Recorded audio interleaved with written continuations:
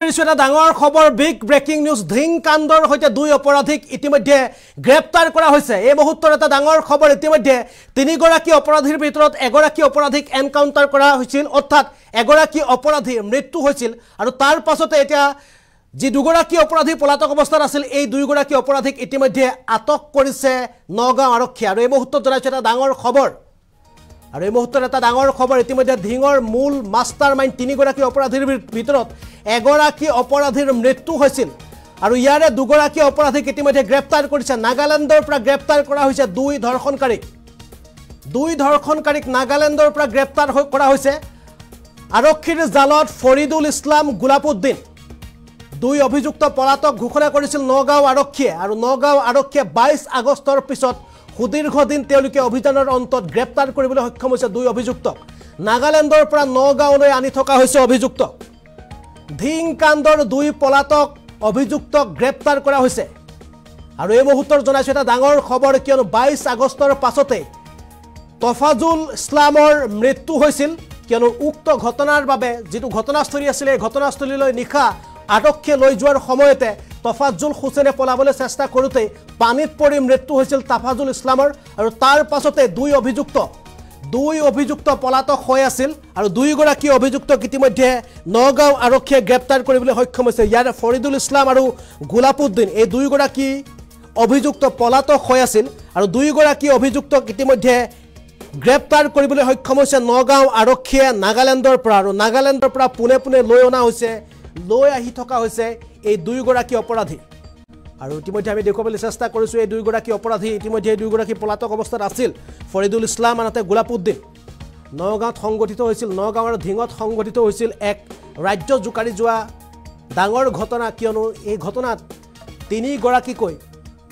সংখ্যালঘু যুৱকে এগৰাকী নাবালিকাক তেওঁলোকে ধৰ্ষণ কৰিবলৈ চেষ্টা কৰা বা ধৰ্ষণ কৰাৰ যি অভিযোগ আছিল সেই অপৰাধৰ পিছতে তফাজুল ইছলাম নামৰ যিগৰাকী যুৱক আছিল সেই যুৱকগৰাকীক গ্ৰেপ্তাৰ কৰিছিল আৰু যুৱকগৰাকীক গ্ৰেপ্তাৰ কৰাৰ পাছতে অসম আৰক্ষীয়ে নগাঁও আৰক্ষীয়ে উক্ত ঘটনাস্থলীলৈ নিখা লৈ যোৱাৰ সময়ত সেইগৰাকী যুৱকে পলাবলৈ চেষ্টা কৰোতে পানীত পৰি মৃত্যু হৈছিল আৰু তাৰ পাছতে দুগৰাকীকৈ ঘটনাৰ লগত জড়িত দুই অপৰাধী ফৰিদুল ইছলাম আৰু গোলাপুদ্দিন এই দুইগৰাকী অপৰাধী পলাতক অৱস্থাত আছিল আৰু এই দুই অভিযুক্তক ইতিমধ্যে পলাতক বুলি ঘোষণা কৰিছিল নগাঁও আৰক্ষী আৰু তাৰ পাছত 22 আগষ্টৰ পাছত আজি 6 ছেপ্টেম্বৰত নাগালেণ্ডৰ পৰা আটক কৰা হৈছে গোলাপুদ্দিন আৰু ফৰিদুল ইছলামক ইতিমধ্যে নাগালেণ্ডৰ পৰা আটক কৰি নগাঁওলৈ আনি থকা হৈছে এই দুইগৰাকী অপৰাধী আৰু এই মুহূৰ্তত সকলোতকৈ ডাঙৰ খবৰ বিগ ব্ৰেকিং নিউজ জনাবলৈ চেষ্টা কৰিছো কিয়নো নগাঁৱৰ ধিং যি কাণ্ড আছিল এই কাণ্ডই সমগ্ৰ ৰাজ্য জুকাৰি গৈছিল ৰাজ্যত তুলপাৰ সৃষ্টি কৰিছিল আৰু এই ঘটনাক লৈ উজনি নামনি আনকি মধ্য অসমতো যথেষ্ট বিতৰ্কৰ সৃষ্টি হৈছিল ইয়াৰ এই ঘটনাৰ পাছতে উজনি অসমত বিশেষকৈ সংখ্যালঘু যিসকল জনতা আছে বিশেষকৈ বংগমূলীয় যিসকল সন্দেহযুক্ত নাগৰিক আছিল সেই নাগৰিকসকলক উজনি অসম এৰিবৰ কাৰণে 30টাকৈ জাতীয় দল সংগঠনে তেওঁলোকে তাৰ পৰা উজনি অসম এৰিবৰ কাৰণে সকিয়নি প্ৰদান কৰিছিল আৰু ধিং কাণ্ডৰ পাছতে এই যে উজনি অসমত বিভিন্ন দল সংগঠনৰ প্ৰতিবাদৰ পাছতে মধ্য অসমৰ মৎস্য ব্যৱসায় সন্থাই তেওঁলোকে উজনিলৈ মাছ নপঠিওৱাৰ যি সিদ্ধান্ত গ্ৰহণ কৰিছিল শেষত চৰকাৰ লগতে আৰক্ষী প্ৰশাসনৰ নিৰ্দেশৰ পাছতে তেওঁলোকে বাহাল উঠাই লৈছিল বা এই সিদ্ধান্তক উঠাই লৈছিল কিন্তু তাৰ মাজতে এই ধিং কাণ্ডৰ যি দুগৰাকী অপৰাধী পলাতক অৱস্থাত আছিল এই দুইগৰাকী পলাতক অপৰাধীক ইতিমধ্যে গ্ৰেপ্তাৰ কৰা হৈছে আৰু নগাঁৱৰ পৰা নাগালেণ্ডৰ পৰা গ্ৰেপ্তাৰ কৰি এই দুইগৰাকী অপৰাধীক লৈ অনা হৈছে নগাঁৱলৈ আৰু ৰাজ্য জুকাৰি যোৱা এই ধিং কাণ্ডৰ যি দুগৰাকী অপৰাধী তিনিগৰাকী অপৰাধীৰ ভিতৰত তফাজুল ইছলাম নামৰ অপৰাধীগৰাকীক